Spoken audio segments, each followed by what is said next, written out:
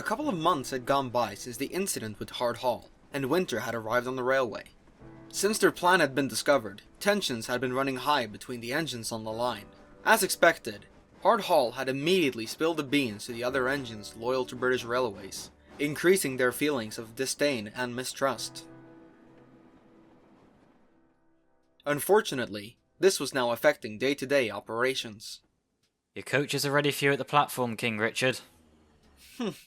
And what's the catch? Jam brakes? Bad couplings? What are you scheming? I'm literally just doing my job here. Why would I go and do something like that?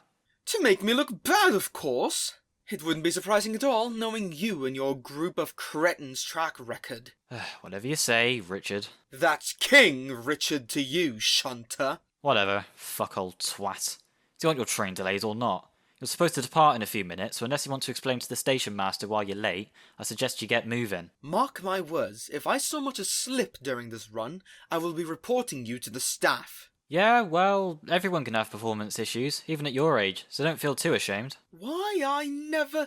You have not heard the last of this. Mark my words.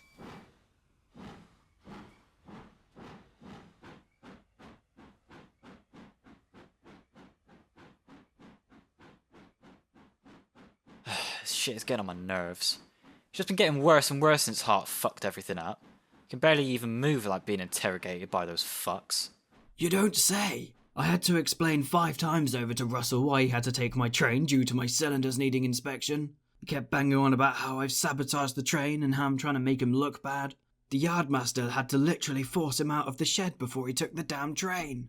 As annoying as it is, I kinda don't blame them, to be honest. I mean, wouldn't you be on edge if the same happened to us? Since when did you become devil's advocate, Buck? I never did. I'm just good at seeing both angles. I still want to kick their asses into the smelter's yard myself, but I can't see why they're doing what they are. That's all I'm saying. To be fair though, we haven't done anything at all since you had your little race with Hart a few months ago. Not by choice, mind. Well, he did tell us to keep a low profile. Hard to do that if we're constantly trying to sabotage. True, but that's not going to stop me. If I see a golden opportunity, I'm taking it. And knowing those pompous gits, so will they.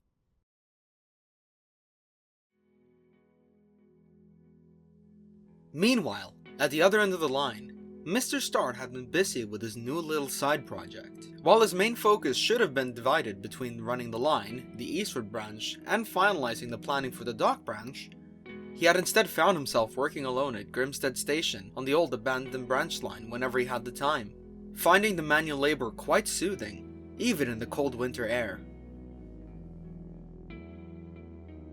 He paused after a few hours and walked over to the goods sheds. Jeremy was simmering quietly there as Mr. Start walked over. He cracked a small smile as the young manager approached and greeted him as he always did. Good day, sir. Busy as always, I see. Indeed. The turntable has been drained and turns properly again, so your crew won't have to struggle so much the next time they need to turn you. Thankfully, the winter killed most of the weeds here, so it's been pretty easy sorting out the track. I just need to clean up the platforms and try and find a way to salvage the sheds, and then it's going to be looking a lot better up here. I must say, I'm impressed. It's not often that men in suits get their hands dirty. Well, it's like I said, Jeremy, I'm not like the other men in suits. Unlike them, I actually care about my engines and my railway. Is that why you're choosing to hide up here? Instead of, actually doing your job? Mr. Start frowned at the big engine, but gave a defeated sigh. I'm hiding here because I failed at keeping it all a secret. It wasn't all my fault, I know that, but I should have done better. And that gives you a reason to give up? Well, no, of course not. But how do I run a takeover in secrecy when the secret is out? How am I supposed to show that I can do better than a nationwide network if they can counter my every move? If I go down there and continue my plan, I'll most likely lose my job and everything I've worked so hard to gain. I know what I have to do, but I don't know how to do it. It's simple. You just do it. Look, sir, you may think that all these things are reasons to hide up here, but in reality, they're just excuses. Excuses to hide away from your responsibilities down there. Yes, you failed, but you still have your job, don't you? For all you know, the higher-ups didn't believe the engine that spilled the beans, so to speak. And until it's proven differently, you really have nothing to fear, do you? Huh. I never really thought of it like that. Thank you, Jeremy. You've given me a lot to think about. I guess it was a good idea I didn't make you into a stationary boiler after all. I'm sorry, what? I'll have to head up to Eastwood now for some business. No, seriously, what did you mean by stationary boiler? I'll be seeing you again soon, Jeremy! Sir, were you seriously gonna... Oh, never mind.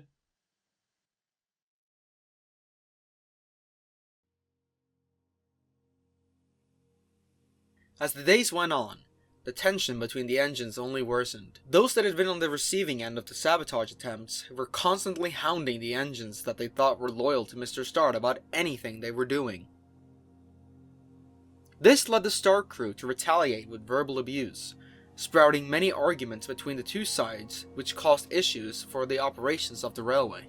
Trains ran late, wagons were left behind, and many noise complaints were made against the engines and staff alike.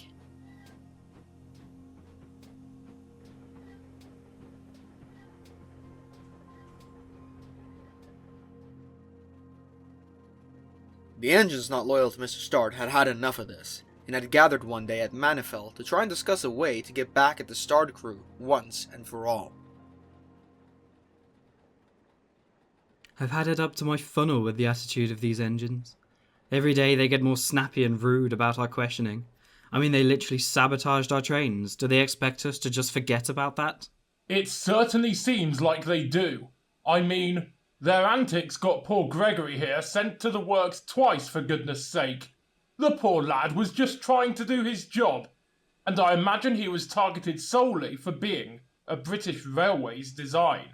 What's with this hatred for anything British Railways anyways? I'm failing to see any legitimate reason as to how all this hate could be justified. It's quite simple, really, dear Gregory. They aren't giving him the freedom he once had. When I first came here, there was no real structure to anything. Unacceptably chaotic. It was only after the restructure with nationalisation that things began to run more smoothly. Lines were closed, costly project was stopped, express locomotives were reallocated. The railway had never run smoother, until this nonsense happened. Yes, I quite agree. Now, the big question is, what are we going to do about it? What do you mean? Well, seeing as Stard still has his job, I assume British Railways haven't taken any action yet, possibly due to a lack of evidence. So we either need to find some, or... Oh, make some. Play them in their own game. Show them we won't give in. But wouldn't that just mean we're no different to them? And what if we get found out? What would happen to us then? Nothing would happen as you're fighting for the right side. The engines froze and went pale. This unknown man had just appeared out of nowhere, and for all they knew, he could have been spying on them for Mr. Stard. And just who are you supposed to be? Who I am is none of your concern.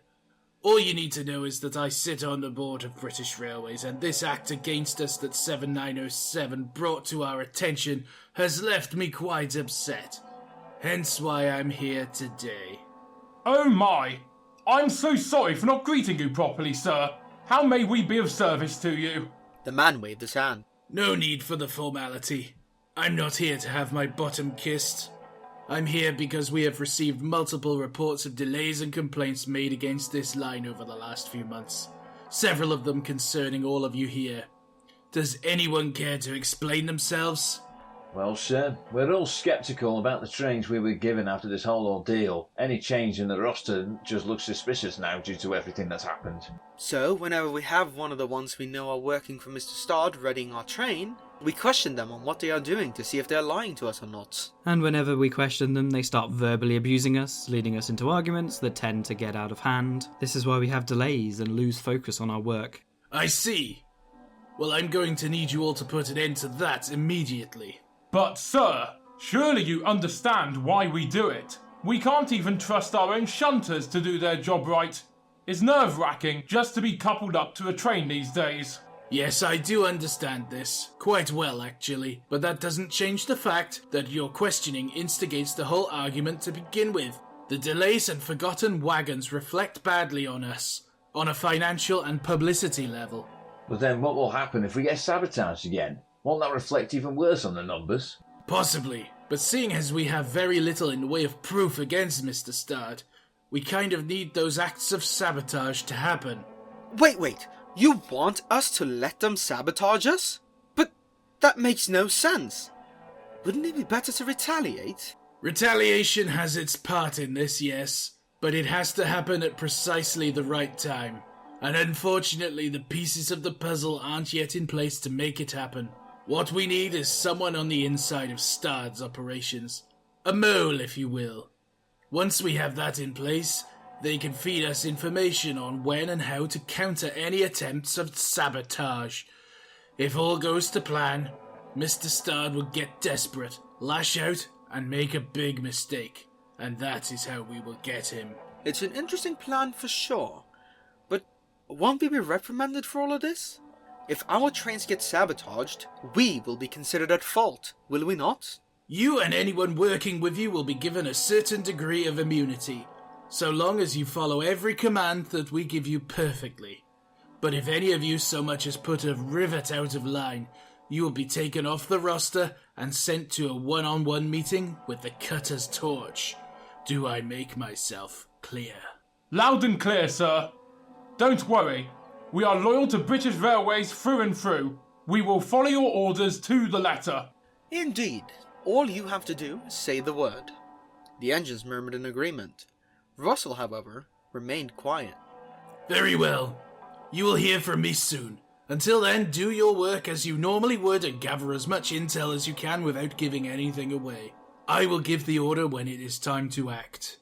If I may, sir, this asset on the inside you mentioned, do you already have someone in mind for it? Is it anyone we know? Yes, 6027, I do have someone in mind. But that is a matter for me and them alone to know. The fewer who know about it, the better it will be. All you need to know is that I have full confidence that they will not betray our plans to Bradford or his fleet. Focus on what you've been told to do and nothing else, and we won't have any problems. Are we clear? Understood, sir. Good. Now I will have to get going. Good day to you all. I must say I'm impressed, Hart. I know we hoped for attention, but I never imagined the board of directors would take notice. Well done, old friend.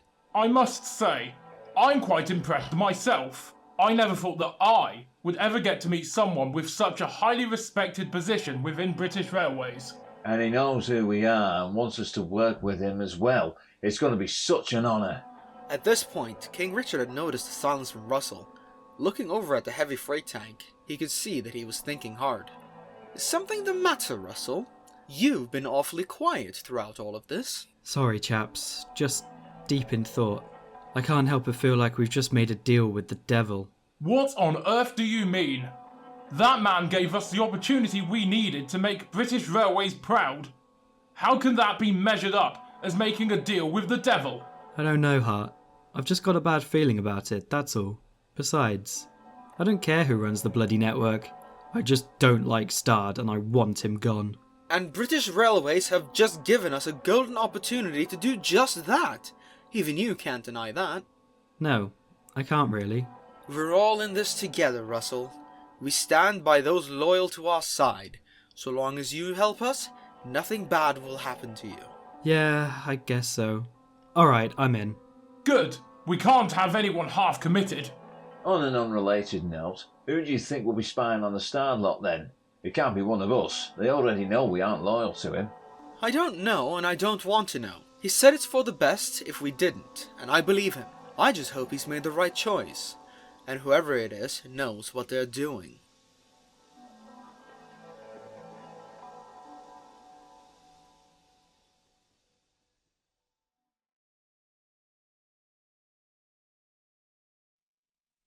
Later that evening, Mr. Start had called an emergency meeting at Redwick. He had spent most of the day in his office due to a surprise visit, and was quite literally bricking it. He approached the sheds looking quite shaken, leaving the engines a little nervous. Are you okay, sir? You don't look so well. Something the matter? Well, I don't know about you guys, but when you get a surprise visit from the board members of British Railways, you tend to shit yourself. Both figuratively and literally. Hello there. The engines gasped. From the board, sir? This wasn't about what Hart Hall did, was it? Have you been fired? At ease, you lot. I haven't been fired. At least not yet. It all depends on what we do next. What do you mean, sir? What do we do now? Well, to put it simply, all the delays happening lately. It's making it look like I don't know what I'm doing, which in turn reflects badly on the railway. Well, to be fair, it is you we're talking about. Funny. I want to know why this is happening. Anyone care to explain? It's because those fuckers that hang around with Hart Hall and King Richard keep giving us shit every time a train is shunted or reallocated for them. Ever since they worked out the sabotage stuff, we can't even move an inch without being questioned. Pretty much, sir. Like King Richard the other day with the Express. We ended up arguing for 5 minutes before he left due to his nagging. Fucking cunt. So you're saying they give you grief for doing your jobs and you retaliate to their actions. Did I understand that right? An oversimplification of what's been happening, but in essence, yes. Then you lot are fucking idiots. Excuse me, sir? What do you mean? You're seriously letting these assholes get under your skin and rile you up that easily? They're trying to piss you off. Isn't it obvious? What the hell would they gain from doing that anyways? Us disliking them even more? Oh, I don't know. Departing and arriving late? Forgetting to put all the wagons on a train? That sounds like they're succeeding if you ask me. The engines looked between each other. You may actually be right, sir. I never thought of that, to be honest. But it does make sense. I know I'm right. So for once, please listen to what I have to say. If these delays keep happening, it'll put my methods into question with the board and I'll be forced to resign. That would throw quite the spanner in the works now, wouldn't it? I guess so, sir. But what the hell can we do about it? Those assholes aren't going to let up anytime soon if I know them, right? Well, it's really easy actually. Just ignore them? If they give you any shit, you don't have to make a big deal out of it. Just let them ramble till the cows come home. We'll try, sir. But if those fuckers get any worse, I'm personally sending them on a one-way trip to the Scrapper's Torch. And I'm all for that, so long as you make it look like an accident. But right now, I have big plans for the coming weeks, and I don't need you or them to fuck up my plans for me. Are you finally going to start work on that blasted dock branch? You haven't even touched it. It was literally the whole backbone to this operation of ours. Kind of feels like a bad rewrite if you ask me. Okay, firstly, fuck you. Secondly, fuck you.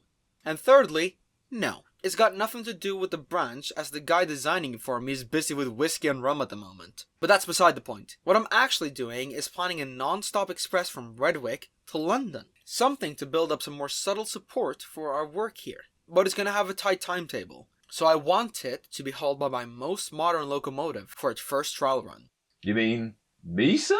No, of course not Ramsey. I was thinking of Clint. Yes, of course I mean you. You're perfect for the job, and probably the only engine other than King Richard who can keep to the time. And we both know how much I dislike him. So it's on you to make this plan a reality. Testing begins next week, so you'll be going into the works for some light maintenance before we start. Oh, brilliant, sir. Thank you so much. I promise I won't let you down. Has it been named yet, sir? Nothing official yet, but the name we will most likely go for is the Redwick Flyer. That is the cheesiest shit I have ever heard. Thank you, Buck. Anyways, I have to go for the final preparations of this whole venture.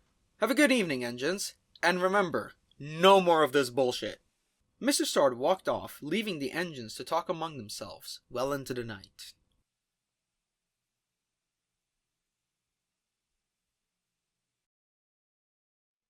The next morning, the engines braced themselves for another round of abuse from King Richard and his cronies.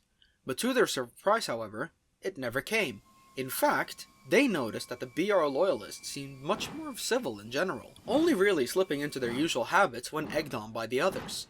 This continued for many days afterwards, causing the engines to wonder if Mr. Stard had done something about it. Nevertheless, the engines let the matter fade from their minds, as things began returning to normal once again. Well, almost everything.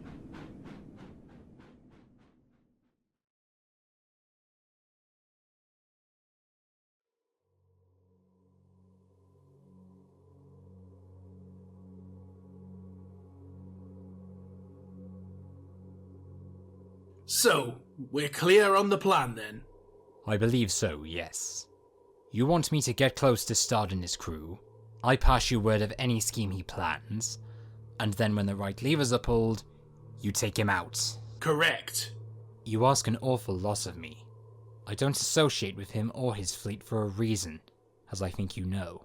Yes, I am aware that you have a more personal stake in this than the rest, and I understand it may be difficult for you. But as I said, so long as you do as I ask, you will be rewarded handsomely for your efforts. So you'll give me something a bit more meaningful to do around here then? Any job you want, and it's yours. Just remember, remain inconspicuous. Once you have made progress getting Bradford and his engines trust, inform me or the people working for me what you discover. They'll be making themselves known to you in due course, so you'll know who they are. And make sure you don't attract any attention while doing it. We need to make him desperate for this to work, and I'm relying on you to make that happen. You have my word. It won't be easy, but if it's what it takes to finally end that pathetic man's power trip once and for all, then so be it. But just so we're clear here, I won't be doing this for you, the glory, or any of that rubbish. I'm certainly not parading around making a fool of myself for you like your little crusader rube. Yes, you've made that quite clear. Fortunately, that's precisely why I've chosen you for this task, 7801. You have restraint, and can conceal your true feelings. Exactly what I need on my side. And don't worry, so long as you don't betray me, I will hold up my end of the bargain. You have my word. If you say so. Are we done here? Very well then. I'll expect to hear from you soon. And just so I'm clear, 7801, if you don't deliver what I'm after, then I will find someone who can. And there will be consequences. By all means, if you think you can get somebody better, go right ahead. I'll reach out to you when I'm ready, and not before. Good night, sir.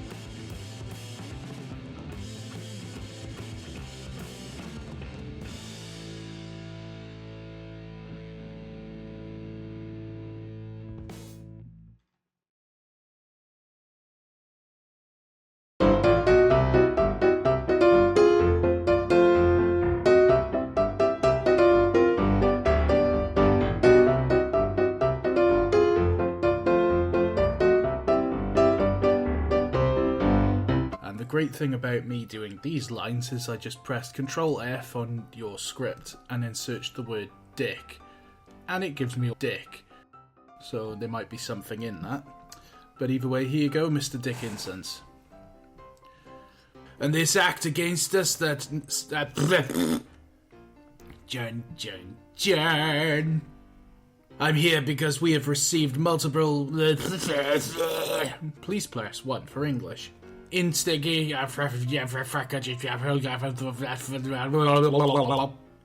But seeing as we have very little in the proof against... fucking bollocks, that. Oh, fucking hell, that's a long paragraph. The engines looked at each other with mixed emotions. Well, that wasn't my line, so I'll move on. Oh, fucking hell, Chris, what is it with these big paragraphs? I'm English, not Welsh. This is really difficult for me to read. Ooh, I like it. Mr. Dick, Inson, is a dick. I do have the Andy Stovall. Fucking hell, this is 6 minutes long. Sorry, Chris, you got a lot of editing to do. My god, I'm dribbling as I'm reading these lines out. This is disgusting. Ah, impatient lines. Well, Chris, that is 9 minutes of audio lines from me. Have fun editing this. If you need me to re-record anything, please let me know, and I'll probably spend the next 3 weeks fumbling with excuses as to why I can't record it.